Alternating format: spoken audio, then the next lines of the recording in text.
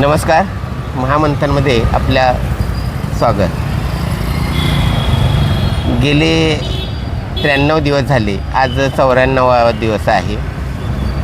कराड तहसील कार्यालयासमोर जे आंदोलन सुरू आहे बोगस मतदान विरोधात, कराड तालुक्यात पहिलंच आंदोलन असं असेल, म्हणजे धरणे आंदोलन आहे हे पहिलंच आंदोलन असेल. इतके दिवस चाललेलं आहे, जवळजवळ 3 महिने उलटून गेले, परंतु प्रशासन इतकं ढिम्म झालं आहे की काय असं आता वाटायला लागलेलं आहे की 3 महिन्याहून अधिक काळ एक व्यक्ती बसलेला आहे आंदोलनासाठी.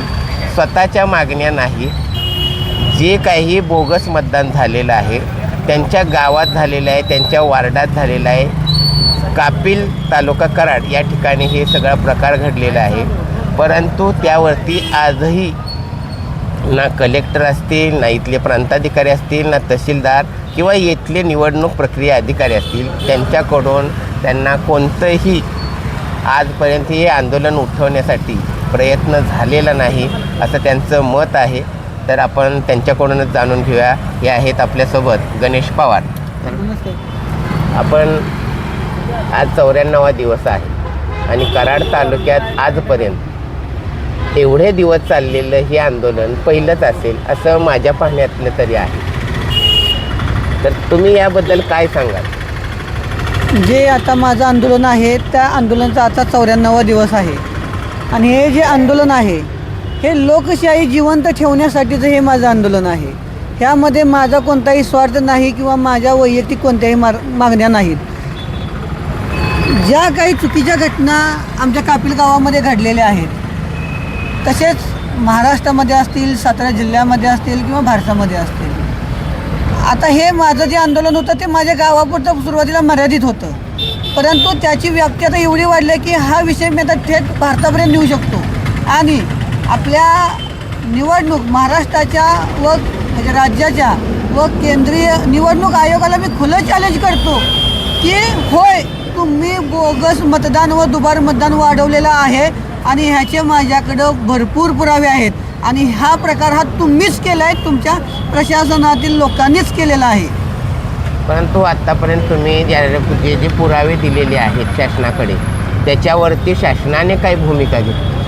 शासनाची भूमिका एवढ्याच आहे की तुमची एखादी मागणी आम्ही मान्य करू आणि तुम्ही आंदोलन सोडा. परंतु माझ्या ज्या काही 3 मागण्या आहेत ह्या काय माझ्या वैयक्तिकच्या मागण्या नाहीत. हा मला आणि माझ्या गावातील लोकांना आणि आता इथून पुढं जो काय माझा लढा राहील तो तालुक्यातील लोकांना न्याय मिळवण्यासाठी हा माझा लढा आहे आणि मी माझ्या पूर्ण मागण्या पूर्ण होत नाहीत तोपर्यंत मी काय माझं आंदोलन सोडणार नाही. प्रामुख्याने आपल्या 3 मागण्या आहेत, त्या 3 मागण्या कोणत्या आहेत? जे लोक कापिल गावात रहिवासी नाहीत त्यांनी बोगस मतदान नोंदणी केलेली आहे, बोगस आधार कार्ड तयार करून, तर ते लोक कोणते आहेत त्या लोकांच्यावरती गुन्हे दाखल झाले पाहिजेत आणि त्यांना कुणाचा आश्रय आहे हे थोड्या दिवसामध्ये पुढे येणार आहे. दुसरी मागणी आहे की मतदार नोंदणी अधिकारी अतुल म्हेत्रे यांनी कराड दक्षिण विधानसभा मतदारसंघामध्ये अपुरी कागदपत्र घेऊन तसेच बनावट डॉक्युमेंट घेऊन मतदान नोंदणी का केली त्याची चौकशी करून त्यांच्यावर कारवाई झाली पाहिजे. आणि तिसरी मागणी अशी आहे की युवराज पाटील म्हणून एक अव्वल कारकून आहेत ज्यांची बदली संजय गांधीला झाली होती, परंतु त्यांनी संजय गांधीमध्ये न काम करता निवडणूक शाखेमध्ये कुठल्याही अधिकाऱ्यांनी परवानगी दिली नसताना त्या ठिकाणी काम करून बोगस मतदान वाढवण्यासाठी मदत केलेली आहे. त्यामुळे त्या व्यक्तीचं निलंबन करून खात्याने चौकशी करावी अशा माझ्या 3 मागण्या निवडणुकीच्या अनुषंगानं आहेत आणि ह्या 3ही मागण्या माझ्या पूर्ण होत नाहीत तोपर्यंत मी माझं आंदोलन स्थगित करणार नाही. या संदर्भात कलेक्टर साहेबांनी मध्यंतरी आपली काही चर्चा घडवून आणली होती, त्या संदर्भानं आपण थोडंसं. ज्यावेळी माझी ॲडिशनल कलेक्टर साहेबांच्या समोर सुनावणी झाली किंवा चर्चा झाली त्यावेळी त्यांनी एक उत्तर दिलं मला, ते हास्यास्पद उत्तर होतं आणि त्यांना मी त्यावेळीसुद्धा तेच बोललो की महाराज साहेबांनी आणि निवडणूक निर्णय अधिकारी अतुल मेहते साहेबांनी एक शब्द वापरला की अख्ख्या महाराष्ट्रामध्ये आणि भारतामध्ये अशी दुबार मतदान नोंदणी झालेली आहे. मग त्यांना मी एकच उत्तर दिलं की साहेब, लहान मुलागत तुम्ही उत्तरं देऊ नका, तुम्ही क्लास 1 अधिकारी आहात. कराड दक्षिण विधानसभा मतदारसंघाचे मतदार नोंदणी अधिकारी हे अतुल मेहते साहेब आहेत. त्यांच्या व्यतिरिक्त ना कलेक्टर साहेबांना कराडमध्ये मत वाढवण्याचा अधिकार आहे, ना आयुक्तांना आहे, ना कुठल्याही नेते मंडळींना आहे. फक्त कराड दक्षिण विधानसभा मतदारसंघामध्ये मत वाढवण्याचा आणि कमी करण्याचा अधिकार हा फक्त मतदार नोंदणी अधिकारी अतुल म्हेत्रे साहेब जोपर्यंत ते त्या पदावर आहेत तोपर्यंत त्यांनाच राहणार आहे.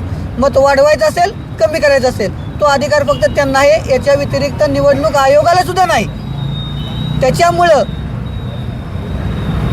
अतुल म्हेत्रे साहेबांनी हे जे बनावट कागदपत्र घेऊन की अपुरी कागदपत्र घेऊन जे का मतदान वाढवलं याची चौकशी करून त्यांच्यावर कारवाई करा. हा माझा त्यांच्याकडे स्पष्ट मागणी तेव्हा पण होती आणि आजही आहे की त्यांनी कुठल्या आधारावरती मतदान नोंदणी केली. तुम्ही भारताचं, महाराष्ट्राचं, सातारा जिल्ह्याचं काही सांगू नका, कारण अतुल म्हेत्रे साहेब कराड सोडून सातारा, वाई, पाटणमध्ये मत वाढवण्याचा अधिकार त्यांना नाही. मग त्यांनी साताऱ्यावरती, महाराष्ट्रावरती, भारतावरती बोलण्याचा अधिकार त्यांना नाहीच मुळात. तुम्ही इथं का वाढवलं त्याचं मला फक्त रिझन आणि उत्तर द्या. आपण महाराष्ट्राहून भारताहून नंतर बोलू असं मी त्यांना त्यावेळी पण उत्तर दिलेलं आहे. मग याच्यानंतर आता जर आपल्याला न्यायच मिळणार नाही, मग न्याय म्हणजे तुम्हाला वैयक्तिक नाही, हा लोकशाहीचा प्रश्न आहे, परंतु अशा त्या काही आजूबाजूच्या गावात घडलेला असेल प्रकार, तर ते काही लोक तुमच्याशी संपर्कात आहेत का? आता सर्व लोक माझ्याशी कॉन्टॅक्टमध्ये आहेत. सर्व लोक मला भेटतात. सर्व लोक म्हणतात आम्ही पाठिंबा देतोय, आम्ही तुमच्यासाठी आंदोलन करतो. किंवा मी त्यांना एकच सांगितलं की आपल्याला कुठलाही कायदा सुव्यवस्था बिघडायचा नाही. आपलं जी मागणी आहे ती सत्याची आहे, न्यायाची आहे. आणि जे काही मी अर्ज दिलेले आहेत वरिष्ठांच्याकडं, त्या अर्जावरती ह्यांना आज नाही तर उद्या मला उत्तर हे काही ना काहीतरी द्यावं लागणारच आहे. दुसरी गोष्ट, मी जी काही तक्रार करतो ते माझ्याकडे पुरावे स्ट्रॉंग असल्यानंतर मी तक्रार करतो, जेणेकरून मी एक रिंगण आखतो. त्या रिंगणातनं बाहेर कोणी यायचं नाही माझ्या तक्रारीच्या अनुषंगानं. आज जी युवराज पाटलाची माझी तक्रार होती त्याच्यामध्ये त्यांच्याकडं कुठलाच पुरावा नाही की तो त्यातनं वाचू शकतो. त्याच्यामुळे त्याचं निलंबनही 100% खात्रीशीर आहे. याच पद्धतीचं ज्यावेळी पंचायत समिती आणि जिल्हा परिषद निवडणूक होणार आहे त्या निवडणुकीनंतर जे काय मी जाळं टाकलेलं आहे आणि जे काय मी रिंगण टाकलेलं आहे त्या रिंगणामध्ये अतुल म्हेत्रे असतील किंवा जिल्हाधिकारी संतोष पाटील असतील हे त्यात ऑटोमॅटिक अडकणार आहेत.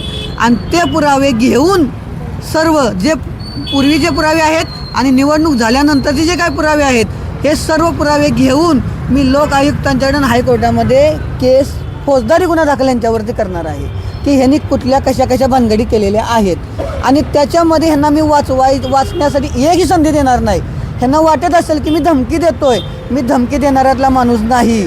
मी जे बोलतो ते पुराव्यानिशी सिद्ध करून कारवाई केल्यानंतरच दाखवून देतो की मी जे बोललो ते करून लावले. मग हे आंदोलन अजून किती दिवस चालू शकतं? जोपर्यंत पंचायत समिती, जिल्हा परिषद निवडणूक होणार नाही, जोपर्यंत अजून माझे पुरावे स्ट्रॉंग होणार नाहीत. आता पुरावे स्ट्रॉंग आहेतच, पण त्यांना मला हे पुरावे अजून कसे स्ट्रॉंग करता येतील ह्याच्यासाठी मी पंचायत समिती, जिल्हा परिषद निवडणुकीची वेळ घेतो आहे. आता नगरपालिकेची जी निवडणूक झाली ह्याच्यामध्ये माझ्या आंदोलनाचा विजय झालेला आहे. कारण कराडमध्ये नगरपालिकेच्या हद्दीमध्ये किंवा मलकापूर हद्दीमध्ये जे काही बोगस मतदान झालं होतं विधानसभेला 2024च्या विधानसभेला जे बोगस मतदान झालं होतं ते कितीतरी पट्टीनं थांबलं गेलं. आंदोलन चालू असल्यामुळं, कारवाई होणार असल्यामुळं त्या बोगस लोकांनी मतदार नगरपालिकेला येऊन केलं नाही. हा माझ्या आंदोलनाचा विजय आहे आणि हाच विजय मला कायम ठेवायचा आहे. म्हणून पंचायत समिती, जिल्हा परिषदेची निवडणूक जी होणार आहे ती झाल्यानंतर काय गोष्टी जे काय आत्ता मी बोलू शकत नाही, कारण जर मी आत्ता बोललो तर प्रशासन सावध होऊ शकतं. त्याच्यामुळं पंचायत समितीची, जिल्हा परिषद निवडणूक झाल्यानंतर मी माझे सर्व पत्ते ओपन करणार आहे. मग माझी जी काही आंदोलनाची तीव्रता आहे, मला आंदोलनाची जी काही रूपरेषा आहे किंवा जिल्हाधिकारी असतील, प्रांताधिकारी असतील यांच्यावर जे फौजदारी गुन्हे दाखल मला करायचे आहेत ते इलेक्शन झाल्यानंतर सगळ्या प्रोसिजरला ते गती येणार आहे आणि त्या मी सगळ्या प्रोसिजर मी करणार आहे. गणेश पवार यांनी अतिशय व्यवस्थितपणे त्यांची जी बाजू आहे ती मांडलेली आहे.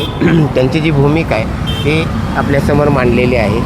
त्यांची वैयक्तिक काहीच मागणी नाही. जे काही लोकशाहीला घातक असणाऱ्या मतदान प्रक्रिया म्हणजे मतदान वाढवण्याच्या प्रक्रिया असेल, निवडणूक प्रक्रिया आहे, ही आपल्या चुकीची आहे आणि या चुकीचे करण्यासाठी प्रशासन त्यामध्ये सामील आहे. प्रशासनानं हे जाणून बुजून केलं आहे की त्यांच्या नजरचुकामुळं झालेलं आहे, पण त्याचा फायदा कोणाला होणार आहे असा एक प्रश्न त्यांनी उभा केलेला आहे. परंतु पहिल्यांदाच कराड तालुक्यात एक ऐतिहासिक म्हणावं लागेल, कारण 94वा दिवस आहे. एवढे दिवस चालणारं एकही आंदोलन आत्तापर्यंत झालेलं नव्हतं आणि हे आंदोलन लोकशाहीच्या बळकटीकरणासाठी आहे. त्याच्यातून त्याला निश्चितच एक चांगला मार्ग निघावा असं या ठिकाणी अपेक्षा करतो. धन्यवाद.